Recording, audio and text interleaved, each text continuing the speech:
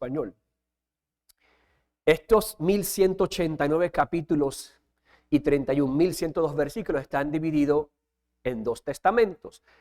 El Antiguo Pacto o Testamento tiene 929 capítulos y tiene 23.145 versos. El Nuevo Testamento apenas tiene 200 capítulos y 7.957 versos. ¿Cuándo se dividió la Biblia en capítulos? Porque, por cierto, originalmente no estaba dividida ni en capítulos ni en versículos. Para el siglo VIII siglo VIII después de Cristo, perdón, más o menos para 1205, 1250, se dividió en capítulos. Y la que usamos hoy es la división realizada por Stephen Langton, que fue arzobispo de Canterbury. Y se aplicó primero a la Biblia latina o Vulgata latina. Y con el tiempo fue adoptada también por el Antiguo Testamento hebreo y el Nuevo Testamento griego. Y esta división de capítulos es aceptada a través de toda la historia por la cristiandad.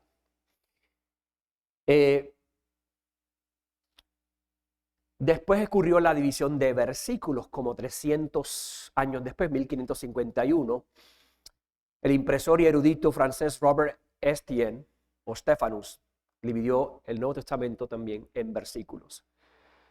Todo esto, estos 66 libros, 2 testamentos, ocurrió en un periodo aproximadamente, y por cierto, paulatinamente, en un periodo más o menos de 1500 años de historia, a través de 40 diferentes autores humanos. La Biblia tiene aproximadamente 40 diferentes autores humanos, pero tiene un solo autor divino, Dios, su Espíritu Santo. La Biblia es revelación de Dios para la humanidad. Fue inspirada por el Espíritu Santo. El apóstol Pablo, escribiéndole a Timoteo, le dice en su segunda carta, capítulo 3, versos 16 y 17, un verso que conocemos muy bien, dice: toda escritura es inspirada por Dios y útil para enseñar, para reprender, para corregir, para instruir en justicia, a fin de que el hombre de Dios sea perfecto, o sea, espiritualmente maduro y que esté equipado para toda buena obra. Ella es autoritativa porque tiene la autoridad de Dios. Es inerrante y es suficiente. Es inerrante porque no tiene errores. Y así tenemos pues la palabra, como dice el apóstol Pedro, escribiendo su segunda carta. Él dice, en 2 de Pedro 1, 19 al 20, dice: y así tenemos la palabra profética más segura, a la cual hacéis bien en prestar atención, como a una lámpara que brilla en lugar oscuro, hasta que el día despunte y el lucero de la mañana aparezca en vuestros corazones. Pero, ante todo, sabe esto, dice el verso 20, que ninguna profecía de la Escritura es asunto de interpretación personal. Y esa palabra interpretación personal, más luego vamos a hablar de lo que es interpretación. Pero la autoridad, la revelación viene directamente de Dios. Pues ninguna profecía, dice el verso 21, fue dada jamás por un acto de voluntad humana, sino que hombres inspirados por Dios, por el Espíritu Santo, hablaron de parte de Dios. Y nosotros, cuando nos paramos aquí, estamos hablando de parte de Dios, como dice el apóstol Pablo a los Corintios, capítulo 2, y delante de Dios. O sea, cuando tú hablas delante de Dios, delante de la presencia del Señor, tienes que hablar su palabra, no la tuya. Estamos delante de Dios y de los hombres, y estamos hablando de parte de Dios. Ahora bien, la Biblia, como dije, no es un solo libro, sino es una biblioteca. Está escrita en diferentes géneros literarios: historia, ley, poesía, profecía, evangelios, carta, escatología, que es lo del porvenir. Como dije, aproximadamente 40 autores humanos y uno divino. La Biblia es como una orquesta con muchos instrumentos dirigidos por un solo compositor, el Espíritu Santo. Bueno, ¿cómo se originó? La Biblia tiene que tener inspiración, como dije, ¿verdad? Dios habla al hombre y el hombre escribe. En Jeremías 1:9 dice, entonces el Señor extendió su mano y tocó mi boca, y el Señor me dijo, yo he puesto mis palabras en tu boca. Esta expresión, el Señor me dijo, se usa muy mal en muchos medios cristianos, gracias a Dios que aquí no se usa. La enseñanza reformada es muy celosa en cuanto a lo que es la pureza del evangelio y lo que es la correcta interpretación de la palabra. Yo prefiero decir, Dios dice en su palabra, Dios me comunica en su palabra. No hay nuevos, Dios me dijo, Dios me reveló. La revelación ya está registrada y, que valga la redundancia, revelada. No hay revelaciones nuevas. Lo que hay ahora es iluminación, entendimiento de ella. Hay una transmisión oral y escrita. ¿Qué yo estoy haciendo ahora? Transmitiendo oralmente. Cuando le enseñamos a nuestros hijos en las casas, estamos transmitiendo oralmente. Eso también se llama catecismo. De ahí viene la palabra catecismo, que es una palabra griega que significa instrucción oral.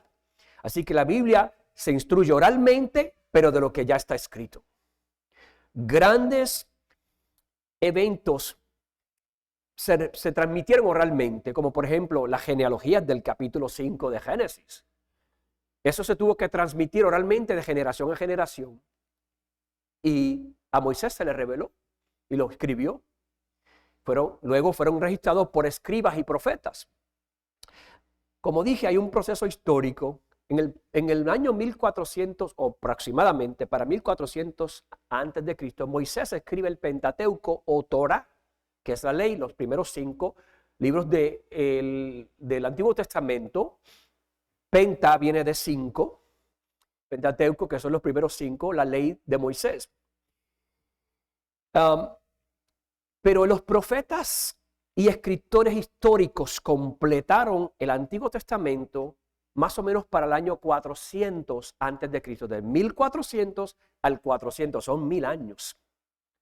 Pero del año 50 de nuestra era al año 100 de nuestra era se escribieron los libros del Nuevo Testamento. El Salmo 90, yo no sé si usted sabe, es el salmo más viejo escrito por Moisés, por ciento, aproximadamente para el año 1445 antes de Cristo. El más joven o más reciente se escribió 1000 años después, el Salmo 137, durante el tiempo de la cautividad babilónica. Pero, ¿cómo se compiló todo esto? En el siglo cuarto de nuestra era, año 300 y pico, se reconoce o completa el canon cristiano, que es el canon bíblico.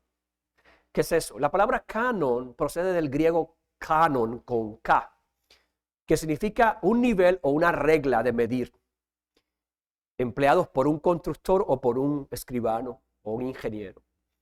En el siglo IV, la iglesia no creó el canon bíblico, sino que reconoció oficialmente los libros que ya eran usados, aceptados y considerados inspirados desde los días de los apóstoles.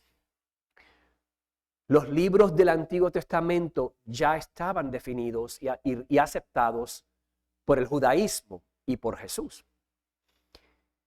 Los escritos del Nuevo Testamento circulaban ampliamente en las iglesias ya para el siglo III y IV y se leían públicamente en el culto. Por cierto, cuando Cristo citaba las Escrituras, cuando Él decía escrito está o habéis oído que fue escrito, Él se refería a la versión ya publicada que se conoce como la Septuaginta. Estos escritos eran citados como escritura por los padres de la iglesia, como entre algunos Clemente, Ignacio y Policarpo. ¿Y qué ocurrió entonces en el siglo IV? Cuando aparentemente terminó la persecución, hubo un edicto en el 313. La iglesia pudo reunirse libremente, surgió la necesidad de afirmar formalmente qué libros eran escritura inspirada, especialmente frente a las herejías que había en aquel tiempo. Hubo un sínodo o concilio de Hipona en el 393, cuarto siglo, concilio de Cartago en el 397 y otro en el 419, todos estos después de Cristo. Estos concilios confirmaron los 27 libros del Nuevo Testamento y reconocieron los 39 del Antiguo que ya estaban escritos y registrados. Ellos no añadieron nuevos libros. ¿Qué criterios se usaron para reconocer este canon? Bueno, los libros fueron reconocidos por las siguientes características, o vamos a decir requerimientos. Tendrían que tener autoridad apostólica o profética. O sea, en el caso del Nuevo Testamento, apóstoles y otros escritores; en el caso del Antiguo Testamento, profetas y otros escritores. Tenía que tener coherencia doctrinal con la fe recibida. O sea, no se contradecían. Había un uso continuo y universal en las iglesias. Había un uso continuo y universal en las iglesias. Había un testimonio del Espíritu Santo en la iglesia. Y los concilios no otorgaron autoridad a los libros, reconocieron la autoridad que ya tenían esos libros inspirados. La autoridad proviene de Dios, no de la iglesia, que era un problema en el siglo XV y XVI con la Iglesia Católica Romana. Por eso Dios tuvo que levantar a los reformadores, uno de los cuales fue Martín Lutero, Juan Calvino, Zwinglio, entre otros. ¿Por qué? Porque la Iglesia Católica Romana decía que la iglesia tenía la autoridad. No. La palabra de Dios tiene la autoridad sobre la iglesia, no al revés. No es al revés, nunca fue al revés. La palabra de Dios no es la palabra de Dios más las tradiciones. No es la palabra de Dios más la opinión de un arzobispo, un papa o un pastor. Es solamente y explícitamente la palabra de Dios la que tiene la autoridad. El canón del Antiguo Testamento, Jesús y los apóstoles lo confirmaron. Él les dijo en Lucas 24:44, Él les dijo: esto es lo que yo os decía cuando todavía estaba con vosotros. Está hablando Jesús después de su resurrección. Que era necesario que se cumpliera todo lo que sobre mí está escrito en la ley de Moisés, en los profetas y en los salmos. Él hace 3 divisiones que, por cierto, estas 3 divisiones es una buena idea para leer el Antiguo Testamento, bueno, la Biblia entera.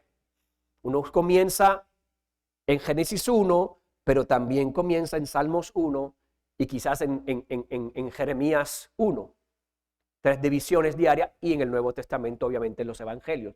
Es una manera de leer la Biblia. No es la única, pero es una manera muy eficaz. Y el Señor lo menciona en ese orden: Moisés, los profetas y los salmos.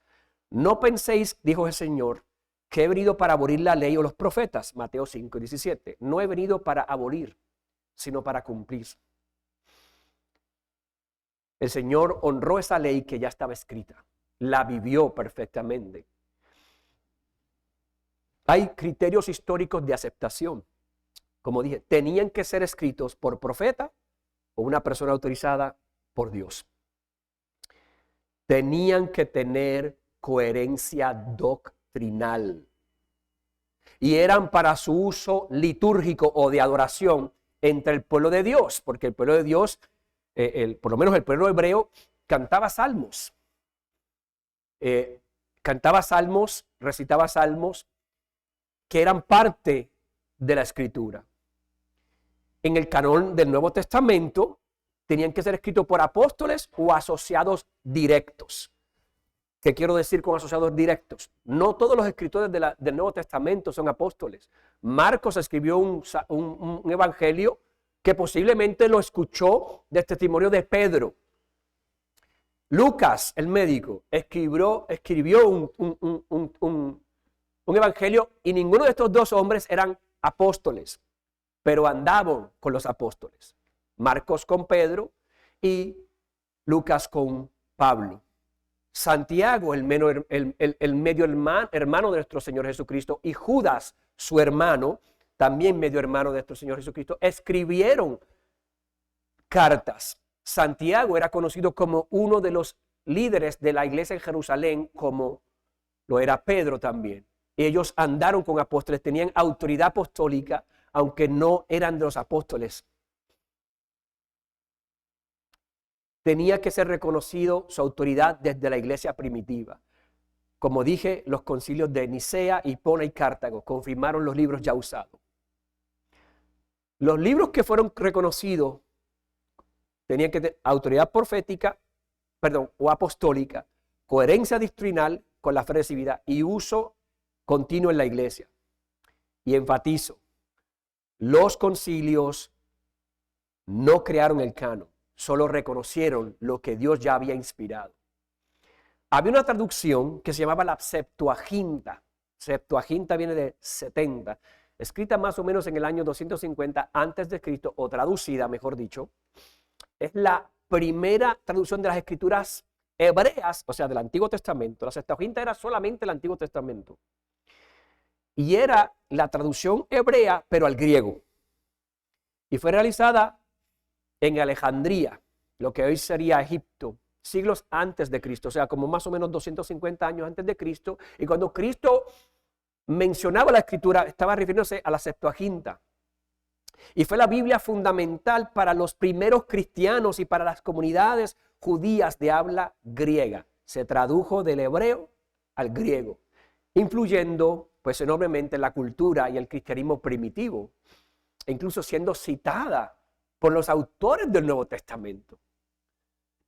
Su nombre significa de los 70, Septuaginta,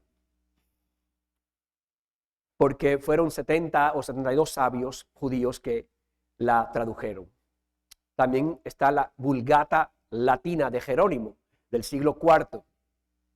La Vulgata Latina es la traducción al latín de la Biblia, realizada principalmente por San Jerónimo en el siglo IV, y era encargada, o fue encargada por el Papa Dámaso I, para crear una versión estándar, escúchate esto, unificada y más accesible del latín, o de la Vulgata divulgada, o del pueblo significaba eso, para la iglesia occidental, traduciendo directamente del hebreo y griego originales y convirtiéndose en el texto original oficial católico durante siglos. El problema con esto fue que solamente, por lo menos con esta versión, la iglesia católica romana, los sacerdotes eran los únicos que hablaban latín. Muy pocas personas hablaban latín y muy pocas personas sabían leer, y más en latín, o sea, menos en latín, mejor. Y no había acceso a leerla en los lenguajes nuestros, español, inglés, francés, alemán. Bueno, la Reforma se encargó de eso. La Reforma dio acceso a la Biblia en lenguas vernaculares. Hoy existen diferentes y cientos de traducciones, gracias a Dios por Lutero, que la tradujo al alemán. William Tyndale en Inglaterra la tradujo al inglés. ¿Y sabes lo que le pasó a William Tyndale por traducir la Biblia al inglés? Lo ahorcaron con un garrote y después lo quemaron. Por traducir la Biblia al inglés. ¿Y sabe quién hizo eso? El Sacro Imperio Romano. Esa es historia, hermano, eso es verdad. Pero esos hombres pagaron un precio que tú y yo no le tenemos que pagar. ¿Cuántas Biblias tenemos? Casiodoro de Reina y Cipriano de Valera en España, dos monjes, escondiéndose por más o menos de 12 a 20 años, traduciendo la Biblia y editándola al español, a la hermosa lengua castellana que nosotros hablamos. Hermano, estos hombres fueron perseguidos, algunos de ellos ejecutados. Estos dos no fueron ejecutados, pero fueron perseguidos. En el caso de la Biblia en español. Seamos agradecidos con lo que hicieron estos hombres. Dios los usó para que tengamos la Biblia en español, hermano, o en inglés, en los que les gusta leer también en inglés. La Biblia es inspirada. ¿Por qué confiamos en la Biblia? Porque es inspirada por Dios, como dijimos, y es palabra viva y eficaz, según Hebreos 4:12, y permanece para siempre, como escribió el profeta Isaías en el capítulo 40, verso 8, sécase la hierba, marchítase la flor, mas la palabra del Dios nuestro permanece para siempre. Hay arqueología, hay razones históricas para creer en la Biblia. Hay arqueología que confirma múltiples relatos bíblicos. Ustedes han oído de los manuscritos encontrados en las tierras de Qumran, en los rollos del Mar Muerto. Bueno, esos son rollos originales, muchos de ellos, de los cuales se tradujo la Biblia a los idiomas que hoy conocemos. Los manuscritos más antiguos que cualquier escrito antiguo confiable. Hay razones teológicas también. Hay una unidad temática sorprendente, siendo Cristo mismo el centro de las Escrituras. ¿Sabes, hermano? Hay un verso, Juan 5:39. Vamos a leerlo. Cristo, en Juan 5:39, está hablando con los fariseos. Ellos aseguraban que conocían a Dios porque conocían las Escrituras. Este verso, que aquí dice examináis, en la versión Reina Valera dice examinad con D, como si fuera un imperativo, pero no lo es. Cuando yo escuchaba este verso en mis primeros años de ser creyente, y no tenía el conocimiento y entendimiento que tengo ahora, yo lo entendía de esta manera porque así me lo enseñaron, que el Señor estaba mandándolo a ellos a leer la Biblia. No, el Señor estaba afirmando que ellos lo hacen. Ustedes examinan la Escritura porque vosotros pensáis que en ella tenéis vida eterna. El Señor está afirmando lo que ellos ya hacían. Pero a Él le está recriminando. Y ellas son las que dan testimonio de mí. Cristo es el centro de la Biblia, de principio a fin. Y nosotros las examinamos y debemos examinarlas para que veamos que en Él tenemos vida eterna. ¿Por qué también debemos confiar en la palabra, en la Biblia? Porque las Escrituras proveen ¿qué? Transformación de vidas a lo largo de la historia. Vamos a ver ciertos puntos que debemos considerar de suma importancia para la correcta interpretación de la palabra de Dios y para que podamos entender lo que la doctrina reformada enseña acerca de estas verdades. Ciertas cosas que debemos saber nosotros, que no siempre en los lugares que estuvimos anteriormente se nos enseñó de esta manera. Está la inspiración de las Escrituras, que ya hablamos de eso. La inspiración es la obra sobrenatural del Espíritu Santo, por la cual Dios guió a los autores humanos para que escribieran exactamente lo que Él quiso, sin error en los escritos originales, usando sus propias personalidades y estilos, como dijimos hace un rato en 2 Timoteo 3:16 y en 2 Pedro 1:20-21, que toda la Escritura es inspirada por Dios y que la Escritura es verbal y plenariamente inspirada, cada palabra y toda Escritura, cada palabra y toda Escritura y todas las Escrituras. Además de inspiración hay revelación. La revelación es el acto soberano de Dios por el cual se da a conocer a sí mismo su voluntad y su plan redentor, lo cual el hombre no podía conocer por sí solo. Ahora, hay varios tipos de revelación. La revelación general, que es la creación y la conciencia. Salmo 19:1 dice: los cielos proclaman la gloria de Dios y la expansión anuncia la obra de sus manos. Pero el apóstol Pablo, en el Nuevo Testamento, escribiendo a los romanos, dice en Romanos 1:19-20, porque lo que se conoce acerca de Dios es evidente dentro de ellos, o sea, de los hombres pecadores, pues Dios se lo hizo evidente, porque desde la creación del mundo, ahí viene la creación, esa es la creación general, la revelación general, sus atributos, los de Dios, invisibles, su eterno poder y deidad y divinidad se han visto con toda claridad, siendo entendidos por medio de lo creado, de manera que los hombres no tienen excusa. Esa es la revelación general.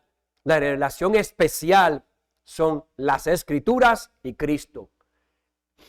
En Hebreos 1:1 y 2 dice: Dios, habiendo hablado hace mucho tiempo, en muchas ocasiones y de muchas maneras a los padres por los profetas del antiguo pacto. Está diciendo el escritor de Hebreos. En estos últimos días nos ha hablado por su Hijo. ¿Y qué es Cristo según Juan 1:1? Él es el verbo de Dios, es la palabra de Dios, Él es la revelación encarnada de Dios. Cristo es esa palabra y Dios ha hablado por medio de esa palabra que es Cristo, la palabra encarnada, a quien Él mismo constituyó heredero de todas las cosas, por medio de quien hizo también el universo. Y los reformadores enfatizaron que la Biblia es la revelación especial y completa y suficiente para la salvación. Ahora, hay otra cosa para entender la Biblia, que es la iluminación. La iluminación es la obra continua del Espíritu Santo que capacita al creyente regenerado para entender, recibir y obedecer la palabra de Dios. Dice el apóstol Pablo en 1 Corintios 2:12 y 13, y nosotros hemos recibido no el espíritu del mundo, sino el espíritu que viene de Dios, para que conozcamos lo que Dios nos ha dado gratuitamente, de lo cual también hablamos, no con palabras enseñadas por sabiduría humana, sino con las enseñadas por el Espíritu, combinando pensamientos espirituales con palabras espirituales.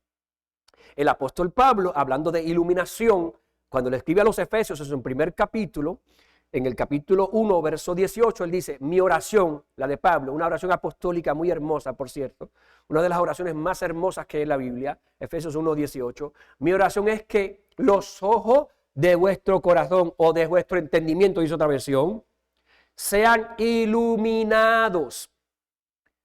Iluminado es que Dios te da a entender, te los abre para entender lo que ya está revelado. No es una revelación nueva. Si es nueva, no es bíblica. Si es bíblica, no es nueva. Dice, para que nuestros corazones sean iluminados, para que sepáis, conozcáis cuál es la esperanza de su llamamiento, cuáles son las riquezas de la gloria de su herencia en los santos. Esa es la oración de Pablo, que nuestros corazones y nuestro entendimiento sean iluminados por el Espíritu Santo para entender la Escritura que ya está registrada y revelada. Debemos recordar que la inspiración produce la Escritura y la iluminación nos permite comprenderla. Sí. Hace un rato hablé de interpretación. ¿Qué es la interpretación? Esta es bien interesante, porque aquí erran muchos. Y los que enseñamos y predicamos, y si un día usted va a estar parado aquí enseñando o donde sea, tome esto en consideración. La interpretación es el proceso de descubrir el significado original del texto bíblico, tal como fue entendido por sus primeros oyentes, según el propósito del autor inspirado. ¿Y cuáles son los principios de esa aplicación, de esa interpretación? Que el significado es uno, no múltiple. Cuando tú comunicas lo que dice el texto, se llama exégesis. Hacer lo contrario, o sea, decir lo que no dice el texto y lo que a mí me parece es eigesis. ¿Ven la diferencia? Eigesis. Exégesis es sacar lo que dice el texto. Y en eso tiene que ver, los que han estudiado en hermenéutica saben lo que estoy hablando, pero aunque no lo hayan estudiado, eso es lo que significa la interpretación. Decir lo que dice ahí. ¿Qué significó para el autor original y para los oyentes originales? El significado es uno, no múltiple. La escritura se interpreta con la escritura y el sentido literal, gramatical, histórico es fundamental. Por ejemplo, en Nehemías 8:8 dice, y leyeron en el libro de la ley de Dios. ¿Cuál libro? El Torá. Traduciéndolo, dice la versión de las Américas, o sea, aclarándolo y dándole el sentido, ponían el sentido para que entendieran la escritura. Pero ellos no se salían del texto. Ahora bien, hay una cosa que viene después de la interpretación que es bien importante. Cuando enseñamos o predicamos, que es la aplicación. Si la interpretación está mal, la implicación va a estar peor. La aplicación es llevar la verdad correctamente interpretada a la vida del creyente, produciendo fe, obediencia y transformación. Si el creyente hace y obedece lo que dice la Escritura, como dice Santiago 1:22, siendo hacedores de la palabra y no solamente oidores que se engañan a sí mismos. Así que la interpretación es una, la aplicación puede ser varias, dependiendo del contexto. Y cómo tenemos que tener cuidado cuando enseñamos el Antiguo Testamento, cómo lo aplicamos, porque hay muchos principios. Hay una historia, no se la voy a leer, solamente se la voy a relatar rápidamente. En el capítulo 19 de Jueces, un hombre tenía una mujer, una concubina, ella la violaron, la mataron y él en protesta la cortó en 12 pedazos y la mandó por todo el territorio de Israel. Y uno dice, ¿y en dónde está Cristo ahí? No está. Pero el libro de Jueces dice 3 veces, en aquellos días no había rey en Israel. Cada uno hacía lo que bien le parecía. Entonces, ¿qué me dice el contexto general de ese libro? La necesidad de que hubiera un rey, un juez justo, que vendría más luego, que es Cristo.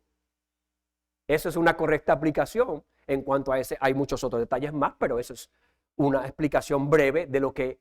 Porque alguien podría decir, pero ¿dónde está Cristo en este capítulo? ¿Cómo que cortaron a esta mujer en 12 pedazos y la enviaron por todo el territorio de Israel? Yo no veo Cristo ahí, ves que no está, pero está en el libro completo. ¿En qué? En la necesidad que hubiera un rey, un juez justo. El orden correcto es que si hay interpretación correcta, hay aplicación legítima. Nunca se debe aplicar sin interpretar primero. Hay un contexto cultural en la Biblia. Las costumbres, las tradiciones y formas de vida del mundo antiguo que influyen en el texto. Las costumbres de bodas, pactos, vestimenta. El apóstol Pablo en 1 Corintios habla de diferentes temas.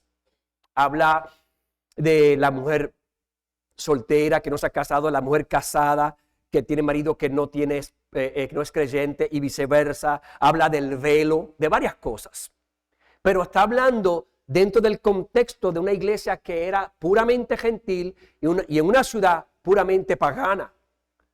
Y cosas de las que él habla y no vuelve a hablar en otras cartas, porque no aplican. Tiene que ver con el contexto cultural, político y social. Hay un contexto político y social también. Las escrituras, las estructuras, mejor dicho, de poder y gobiernos y condiciones sociales presentes que describen al texto. Como por ejemplo, en el tiempo de las epístolas y de los evangelios, era el tiempo del Imperio Romano. Ese era el contexto, vamos a decir, político-social. El contexto religioso son las creencias y prácticas y errores espirituales del pueblo de las naciones alrededor. Había legalismo en el judío y paganismo gentil. Hay un contexto gramatical también de cómo entender la Biblia. El uso de las palabras, los verbos, los tiempos, los conectores y los sintaxis que determinan el significado. Hay un contexto geográfico. ¿Dónde ocurrió? ¿Dónde? ¿Por qué? ¿Cuándo? ¿Con quién? ¿A qué horas? ¿En qué lugar? ¿Cuáles circunstancias? ¿Qué idioma se hablaba? ¿Qué tipo de gobierno había ahí? El lugar físico donde ocurren los eventos bíblicos, que muchas veces explicaciones y lenguaje. Cuando el pastor Daniel estaba enseñando el libro de los Hechos, no sé si se acuerda, muchas veces veíamos en la pantalla mapas de lugares que él estaba predicando en ese pasaje y nos mostraba en el mapa dónde ocurrió eso. Siempre hay un contexto geográfico, puede ser desierto, montes, mares, rutas comerciales. Pero hay géneros literarios, historia, relatos reales de hechos históricos con propósito teológico siempre, como Génesis, Reyes, el libro de Hechos. Hay narración en la Biblia, hay relatos con personajes, hay conflictos, hay desenlaces que comunican verdades espirituales, como en los libros de Ruth, Esther y en los Evangelios. Hay poesía y sabiduría, o la poesía sapensal que está en los libros poéticos, como lo es Salmos, Cantar de los Cantares, Job, Proverbios y Eclesiastés. Hay un lenguaje figurado aquí, hay paralelismos, hay metáforas, hay para expresar verdad y adoración. Y todas estas cosas tenemos que tomarlas en cuenta a la hora de enseñar y comunicar el mensaje efectivamente. Y de entender la Biblia. Estas cosas hablan de principios, o estos libros generales para vivir piadosamente bajo el temor de Dios, especialmente el libro de Proverbios. Está el género de profecía. Ya hoy día no existe el don de profecía, o no está en uso, porque ya no es necesario. ¿Sabe por qué? Porque ya está revelado que valga la redundancia, toda la revelación, ya está confirmada, ya está registrada toda la revelación. Ahora el que se para aquí hace el papel de profeta, pero desde el punto de vista del Nuevo Testamento, que es que decir la verdad, declarar la verdad escrita, revelada, para transformación, edificación, amonestación y consolación. Eso es un profeta del Nuevo Testamento, no es uno que predice el futuro. Ya no es necesario, porque ya está predicho en la palabra. Es el mensaje de Dios que llama al arrepentimiento, el profeta hacia eso, y revela su plan redentor cercano o futuro, como fueron los profetas Isaías, Daniel, Ezequiel y el resto de los profetas. Ahora, las epístolas son cartas doctrinales y pastorales dirigidas a las iglesias y creyentes. Usted ve la diferencia. Pablo escribió cartas pastorales a Tito, a Timoteo, una personal a Filemón, y las otras eran cartas a iglesias, a comunidades de iglesias ya establecidas. Efesios, Colosenses, Gálatas, Filipenses, Tesalonicenses, entre otros, Romanos. Está el aspecto escatológico o apocalíptico, que es un lenguaje simbólico de lo porvenir, que revela la soberanía final de Dios sobre la historia, como lo son el libro de Daniel y el libro de Apocalipsis.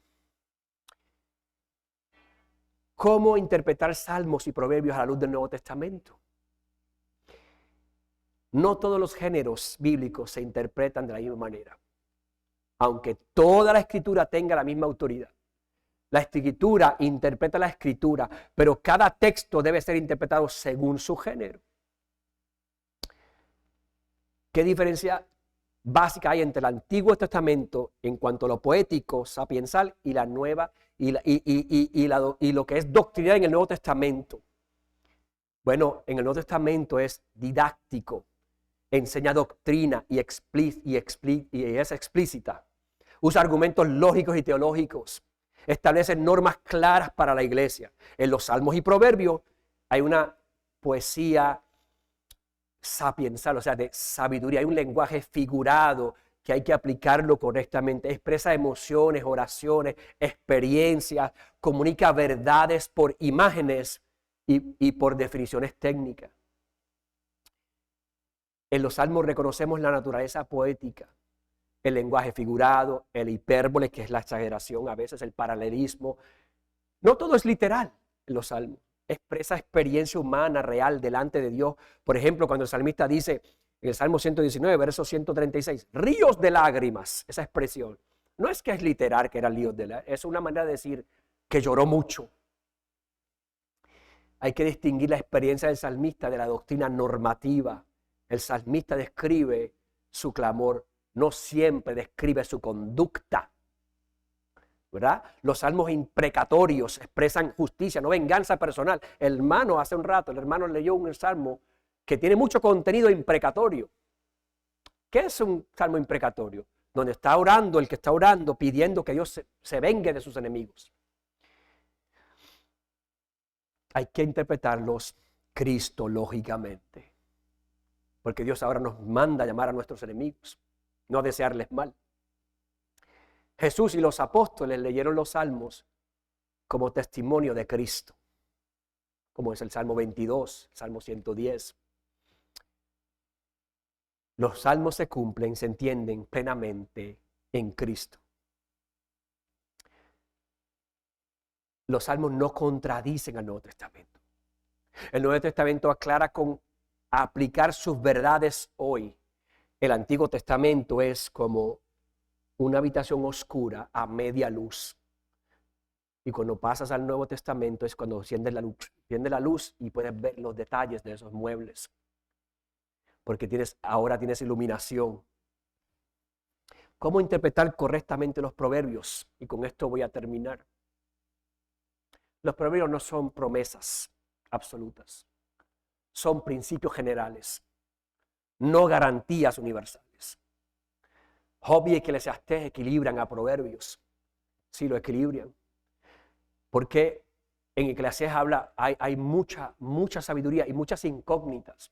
Hay una parte que dice, al justo le pasa como si fuera impío, el impío le pasa como si fuera justo, como que eso no parece justo, ¿verdad? Que valga la redundancia. No, está hablando de cómo es la vida aquí en la tierra, debajo del sol. Los proverbios te enseñan a que si tú sigues estos principios generales de sabiduría, después de todo, el libro de Proverbios es una comparación, un contraste entre la sabiduría y la necedad, entre la vida sabia y la vida necia, entre el sabio y el necio. Eso es una comparación, es un contraste. Y si tú vives esos principios generales, es muy posible, no es posible, es muy posible, bastante posible, que te va a ir muy bien, no perfecto. No es que nunca te va a pasar nada, pero Dios nos manda a buscar la sabiduría porque la sabiduría es el temor de Dios, es el principio. El temor de Dios es ese principio, buscarlo, eso es sabio. Necio es lo contrario, rechazar la sabiduría, porque la sabiduría bíblica es progresiva, no se adquiere en una sola clase bíblica o en un solo sermón. Un proverbio se equilibra con otro, como por ejemplo, en Proverbios 26, 4 al 5 hay una aparente contradicción, pero no es una contradicción. ¿Qué dice Proverbios 4 y 5? 26, 4 y 5. Dice, no respondas al necio de acuerdo con su necedad, para que no seas tú también como él. Proverbios 26, 4 y 5. El 5 dice, responde al necio según su necedad, para que no sea sabio ante sus propios ojos. ¿Se contradicen estos versículos? No. Proverbio no está hablando de reglas absolutas, sino de principios complementarios que requieren discernimiento. ¿Y cuál es la clave de interpretación aquí? Pues la Biblia responde a estas situaciones. ¿Qué significa necio en Proverbios? Uno que rechaza la sabiduría, es un hombre moralmente obstinado, arrogante, cerrado a la corrección, que rechaza el temor de Jehová, según Proverbios 1:7. Entonces la aplicación de cada versículo, no respondas al necio de acuerdo con su necedad, significa que no imites su tono, su método, su espíritu, su actitud. No te pongas a su nivel. No entres en discusiones inútiles que solo rebajan tu carácter. Jesús guardó silencio ante Herodes, porque le estaba hablando cosas necias. Hay un principio aquí. Hay momentos donde la sabiduría es callar. Pero el verso 5 de Proverbios 26 dice, responde al necio de acuerdo a su necedad. Pero ¿cómo? Si arriba dice que no lo hagas. Bueno, responde exponiendo lo absurdo de su argumento, no adoptando su necedad y su actitud. Es una respuesta correctiva, no imitativa y no atacante. Jesús respondió a los fariseos con preguntas que revelaban su error y su necedad. Jesús respondía con preguntas a los fariseos. Hay un principio aquí, hay momentos donde la sabiduría es confrontar, hay momentos donde la sabiduría es callar. La sabiduría está en discernir el propósito. ¿Por qué? Porque tiene que haber una respuesta sabia. Ese es un libro que tengo, se llama así, The Wisdom Answer, muy bonito, muy bueno para los jóvenes. Cuando hay una discusión inútil, lo mejor es no responder. Cuando hay un error que confunde a otros, lo mejor es responder para traer claridad. Cuando hay un ataque personal, lo mejor es callar y no defenderse. Cuando hay una falsa enseñanza, lo mejor es confrontar esa falsa enseñanza. ¿Ves la diferencia entre no confrontar y confrontar? Entre callar con prudencia o hablar con sabiduría. No hay ninguna contradicción en este verso. ¿Y qué relación tiene todo esto con el Nuevo Testamento? Porque el Nuevo Testamento no contradice este principio, lo afirma. Tito 3:9 dice, evitar contiendas necias. Segunda Timoteo 2:23 y 25 dice, corregir con mansedumbre. ¿Usted ve lo diferente? Corregir con mansedumbre en vez de que con actitud. Y Mateo 6:7-6 nos habla de discernimiento en la confrontación. El mismo Jesús a veces respondió y a veces guardó silencio. ¿Qué nos enseña Proverbios 26, 4 y 5? Que la verdad debe defenderse, el carácter debe preservarse y el discernimiento gobierna la respuesta sabia. Amén. Pero quiero dejarlos con este pensamiento, hermanos. Hay mucho más que aprender, pero no da tiempo. Hay muchos más detalles que hablar. Pero medita en esto.